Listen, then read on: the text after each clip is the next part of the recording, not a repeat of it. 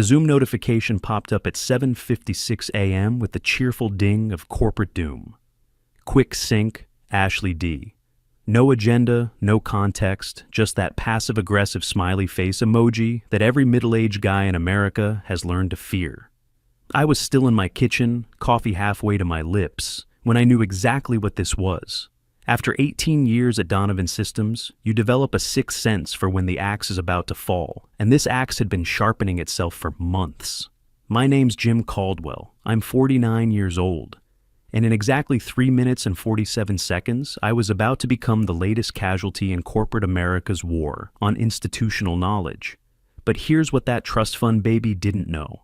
I'd been preparing for this moment since the day she walked into her grandfather's company wearing designer sneakers and calling 20-year employees legacy assets. Let me back up.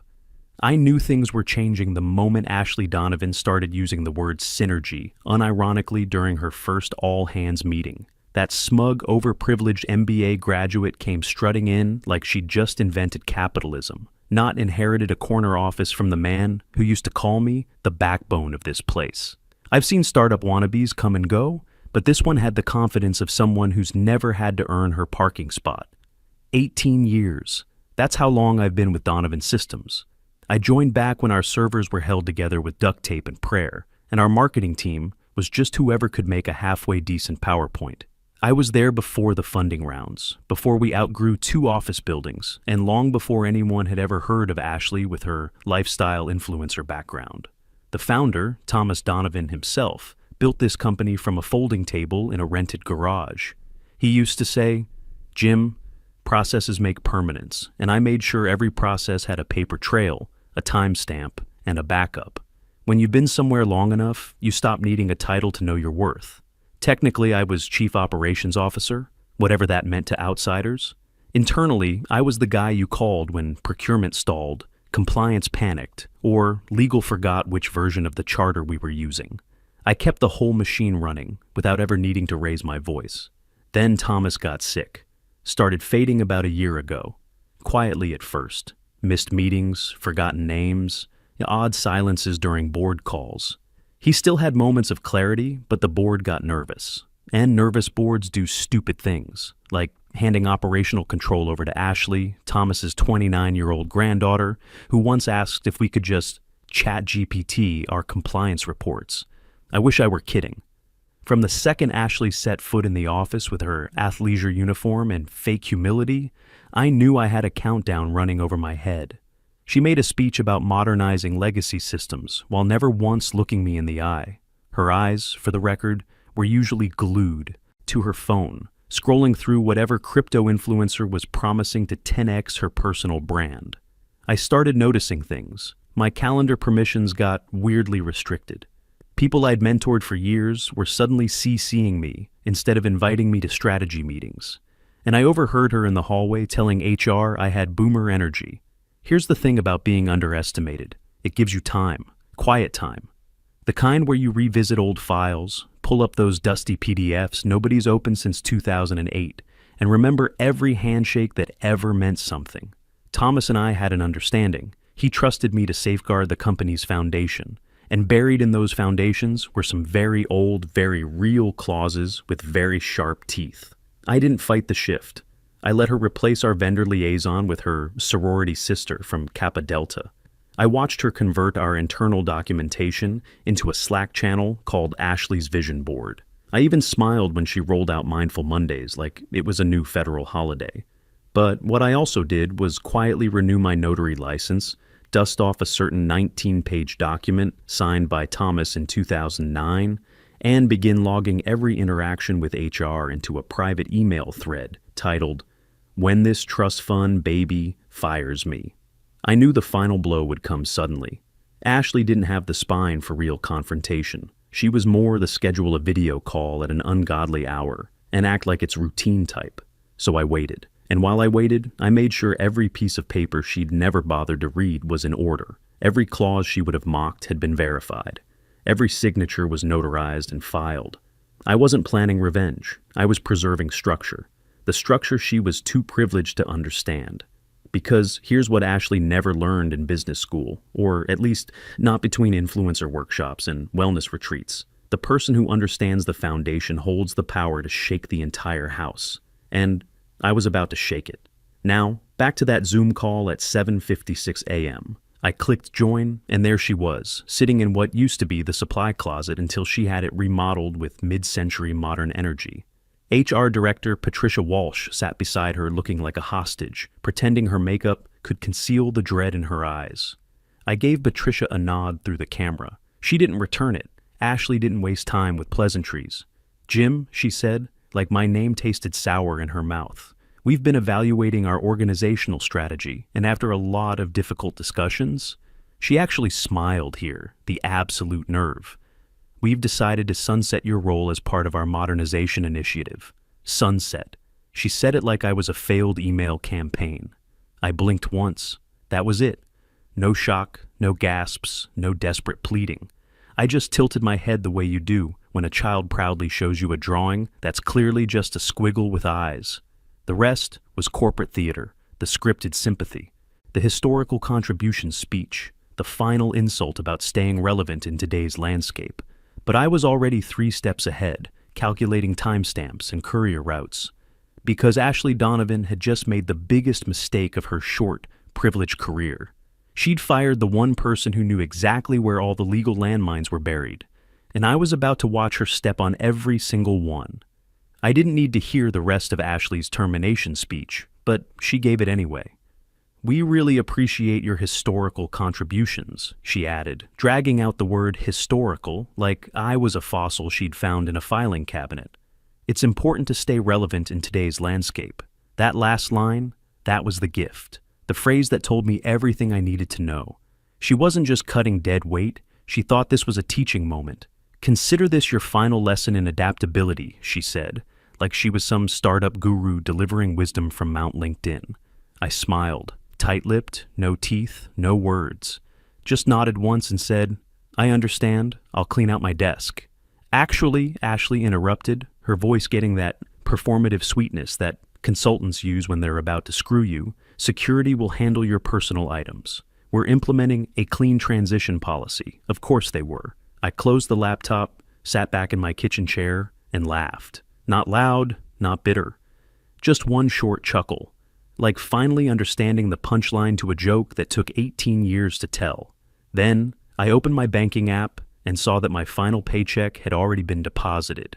Ashley had it ready. Smug little overachiever. The timestamp read 7:47 a.m. She'd processed my termination before she'd even told me about it. I clicked confirm on the transaction. That detail mattered more than she'd ever know. The coffee was still warm when I grabbed my keys. First stop, Notary Public. I had the letter already printed, sealed, and labeled for Board Legal Counsel, immediate review. All it needed was the official seal. The notary, Mrs. Williams, a 70-year-old woman who'd been stamping documents since before Ashley was born, raised an eyebrow when she read the first line. "Operational reversion clause?" she asked. "Family business," I said. "Sometimes the kids need reminding about respect." She didn't ask questions, just signed, stamped, and slid it back across the counter. "That'll be 50 ounce." I paid cash and thanked her. By 8:41 a.m., the document was official. Next came the courier. I had arranged same-day priority service 2 weeks ago, not because I knew this exact day would come, but because I knew it would come eventually. The driver was waiting in the parking lot like I'd requested. "Time-sensitive legal document," I told him, handing over the envelope. "Needs a signature on delivery, but only from the company's general counsel. Not HR, not the CEO, no substitutes." He nodded and checked his GPS. "Downtown office district, should have it there by noon." "Perfect timing," I said. As his van pulled away, I sat in my car outside the coffee shop across from our office building. I could have gone home, could have started making calls about new job prospects, could have done any number of normal things that normal fired executives do. Instead, I wanted to watch. Through the floor-to-ceiling windows, I could see Ashley's silhouette in the executive conference room. She was gesturing animatedly to someone, probably Patricia from HR, maybe one of her sorority sister VPs, celebrating, no doubt, planning the announcement of my departure. figuring out how to spin it as a positive transformation. What Ashley didn't know was that the envelope now speeding through downtown traffic contained more than just professional goodbyes or legal complaints. It was a formal notice of termination acknowledgement, executed by the party of the second part, me, per Section 4.8 of the 2009 Operational Reversion Agreement, a clause so buried in the corporate archives that most of legal had forgotten it existed. But I hadn't. I helped Thomas draft that agreement when we incorporated as a Delaware C Corp. He was paranoid back then, terrified that someday the board might be swayed by family pressure instead of business competence. So we wrote safeguards, legal tripwires, checks and balances buried so deep they might as well have been written in invisible ink. That clause stated that if I were ever terminated without full board approval and severance compliance with original charter terms, operational control of Donovan Systems would revert within 72 hours to the founder's trust and to the appointee listed therein. Ashley had just pulled the pin on her own grenade. She just didn't know it yet. Around 10 a.m., I watched her leave the building with someone from strategy, probably Madison, the other sorority sister she had hired to run analytics, despite thinking a Gantt chart was a type of artisanal cheese.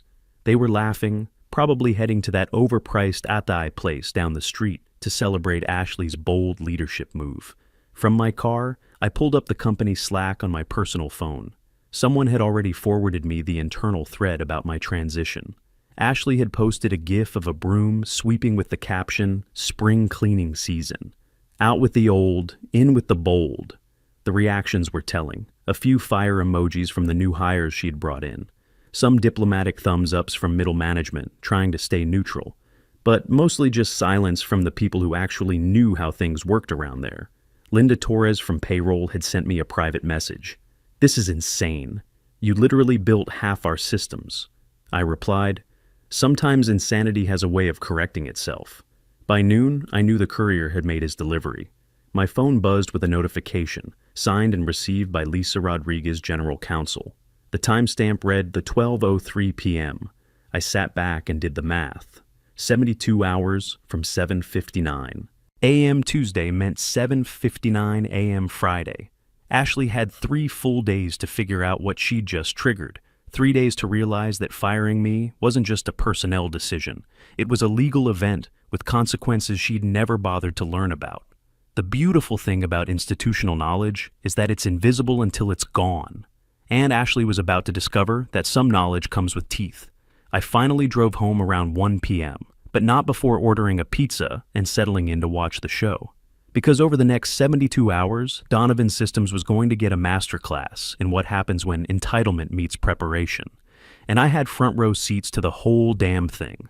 The countdown had begun, and Ashley didn't even know she was racing against a clock that had been ticking since 2009. The first crack in Ashley's confidence appeared Wednesday afternoon. I wasn't there to see it personally, but Linda Torres filled me in during our coffee meeting at the diner on 5th Street. She'd taken a sick day, the first in 8 years, just to update me on the chaos brewing inside Donovan Systems. "Legal's been in emergency session since noon," she said, stirring sugar into her coffee with shaking hands. Lisa Rodriguez locked herself in the archives with 2 paralegals.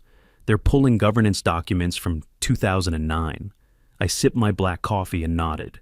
Probably just routine compliance stuff. Linda gave me a look. "Jim, they found your letter. Ashley's been pacing the executive floor like a caged animal. Patricia from HR keeps getting pulled into meetings she's not allowed to talk about afterward. The beautiful thing about corporate panic is how visible it becomes once you know the signs. Hushed conversations that stop when the wrong person walks by. Sudden strategy sessions that nobody's allowed to join. Legal counsel making multiple trips to off-site storage facilities. By Thursday morning, the whispers had reached middle management. Someone from IT, brave soul, actually asked Ashley directly about document verification procedures during the daily stand-up. Ashley's response, according to my sources, was to laugh nervously and say something about legacy paperwork that legal likes to obsess over. But behind that laugh was the growing realization that maybe, just maybe, firing the guy who knew where all the corporate bodies were buried wasn't her smartest move. Thursday afternoon brought the HR fumble that confirmed my suspicions. My company portal access, which should have been terminated Tuesday morning, briefly reactivated. Not full access, just a window. Long enough for me to glimpse a hastily modified file. My official termination notice, now backdated to Wednesday.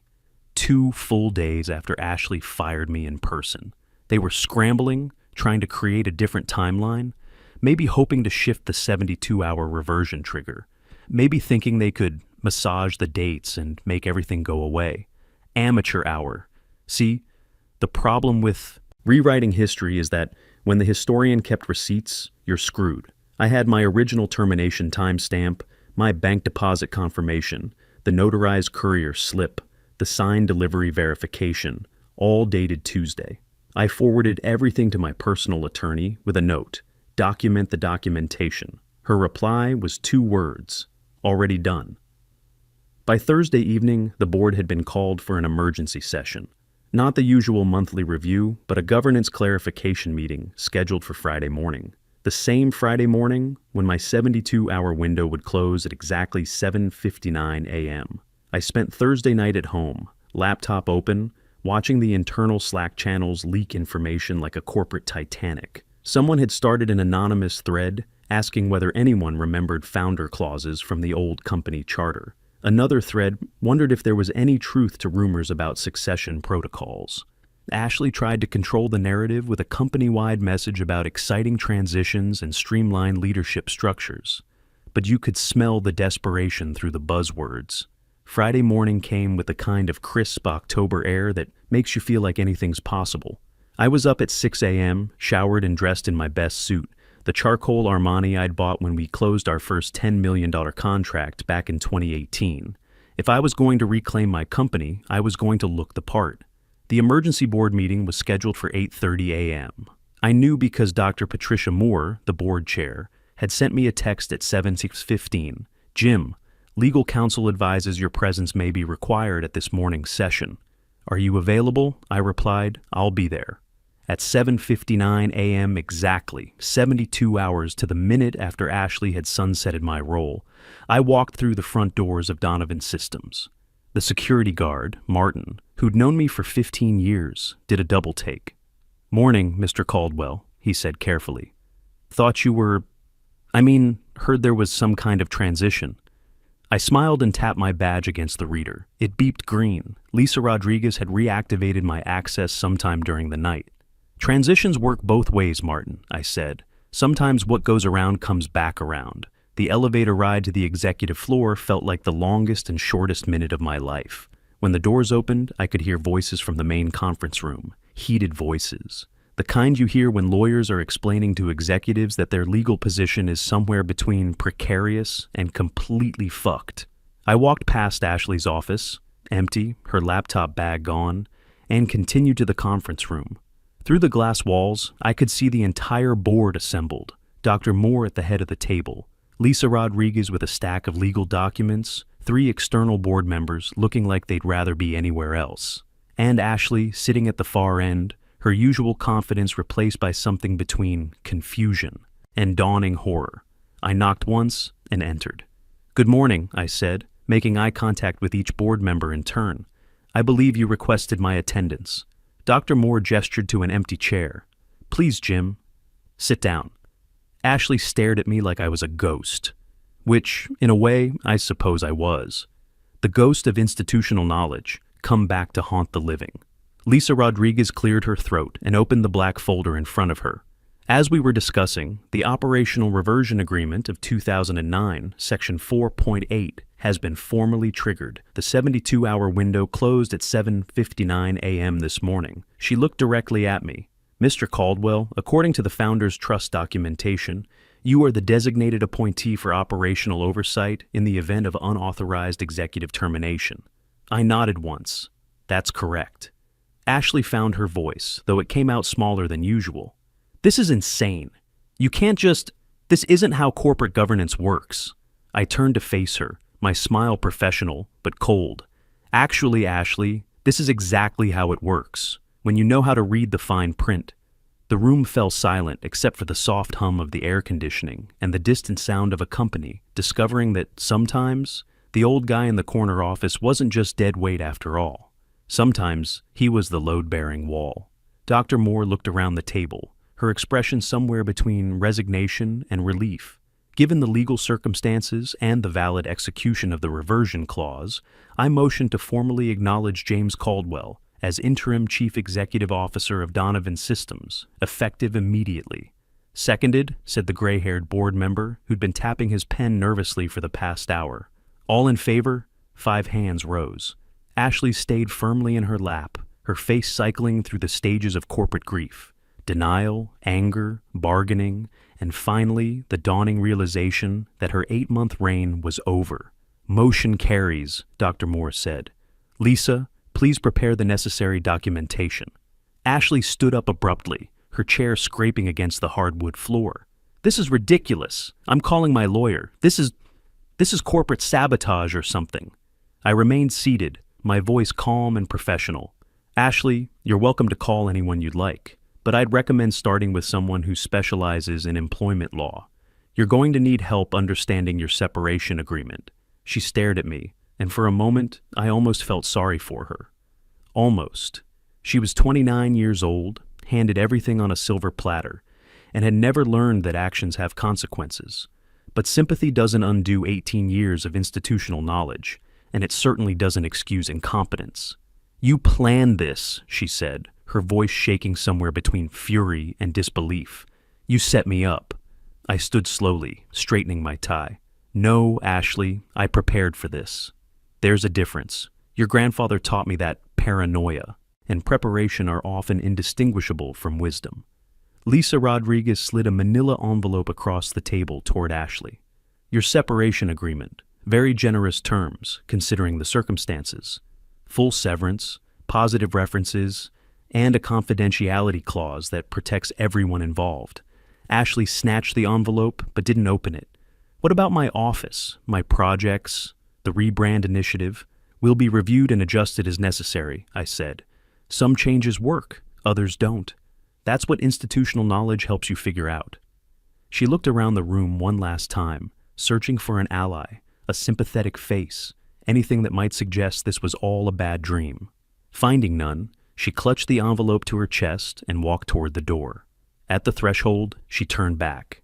You know, Jim, you might have won this round, but you're still just the old guard. The world is changing, and people like you are going to get left behind. I nodded thoughtfully. You might be right, Ashley, but today isn't that day. After she left, the room exhaled collectively. Dr. Moore leaned back in her chair and shook her head. Well, that was educational. Jim, what's your first priority as interim CEO? I looked around the table at faces I'd known for years, people who'd watched this company grow from Thomas Donovan's garage startup into a $50 million operation. Stability. We need to reassure our clients, retain our talent, and get back to doing what we do best. And Ashley's innovations? Asked one of the external board members delicately. The good ones stay. The Mindful Mondays and Vision Board Slack channels. Those we can probably live without. A few chuckles around the table. The tension was finally breaking. By 10 a.m., I was sitting in what had been Ashley's office just 3 hours earlier. The mid-century modern furniture was actually pretty comfortable, though I'd probably swap out the motivational posters for something with actual meaning. My first call was to Linda Torres. Linda, it's Jim. How would you feel about that VP of Operations position we talked about last year? Are you serious? Her voice cracked with emotion. Dead serious. I need people I can trust, people who actually know how this place works. When do I start? How about Monday? My second call was to the 3 senior employees Ashley had terminated over the past 2 days. 2 accepted my offer to return immediately. The third, understandably, had already accepted another position, but thanked me for the call. By noon, I'd sent a company-wide email, short, professional, and to the point. Effective immediately, I've assumed interim operational oversight of Donovan Systems. Our focus returns to the values Thomas Donovan built this company on: competence, integrity, and respect for institutional knowledge. Department heads, please schedule meetings with me this week to discuss ongoing projects and priorities. We have work to do. The response was immediate and overwhelming. My Inbox filled with replies ranging from relieved to celebratory. Someone had already created a new Slack channel called Welcome Back Jim before I shut it down. We had a company to run, not a victory party to plan. Around 2 p.m., I walked the office floors, something I hadn't done in months. People looked up from their desks with expressions I hadn't seen since Ashley's arrival: hope, relief, and something approaching genuine enthusiasm. Martin, the security guard, stopped me near the elevators. "Mr. Caldwell," I just wanted to say, "it's good to have you back. Place wasn't the same without you." "Thanks, Martin. It's good to be back." That evening, I sat in my home office with a glass of bourbon. The good stuff. A bottle Thomas had given me when we hit our first 10 million in revenue. I pulled out my yellow legal pad and wrote a timeline of the past 72 hours. Not for legal reasons this time, just for memory. Tuesday, 7:59 a.m. terminated. Tuesday 9:02 a.m. reversion clause triggered. Friday 7:59 a.m. clause executed. Friday 8:30 a.m. appointed interim CEO. The phone rang around 8 p.m., Thomas Donovan's home number. "Jim." The voice was weak but unmistakable. "Hello, Thomas. How are you feeling? Better now?" Lisa told me what happened. "Ashley overplayed her hand, didn't she?" "She did. But she's young. Maybe she'll learn from this." A pause, then a chuckle that turned into a cough. "You always were too generous, Jim. That's why I knew you'd protect this place when I couldn't anymore. The company's in good hands, Thomas. Get some rest. I will. And Jim, thank you for everything." After we hung up, I sat back in my chair and smiled. Not the tight professional smile I'd been wearing all day, but something genuine and satisfied. Ashley was right about one thing. The world was changing. But sometimes change meant recognizing that experience and wisdom weren't just legacy baggage. Sometimes they were exactly what you needed to build something that would last. Consider this your final lesson in underestimating institutional knowledge. The old guard isn't going anywhere. We're just waiting for the next generation to earn their place at the table. And when they do, we'll be here to teach them how the real world works.